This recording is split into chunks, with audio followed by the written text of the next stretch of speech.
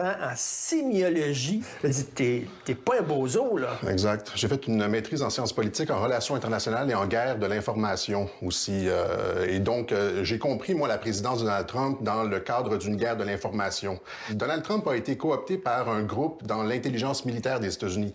C'est pas moi qui le dis, hein, c'est l'ancien directeur des services secrets de la Maison-Blanche, Dan Bongino. C'est une opération de l'intelligence militaire américaine qui vient reprendre le contrôle des institutions qui ont été cooptées par un État profond, hein, qui est au pouvoir aux États-Unis depuis au moins l'assassinat de JFK.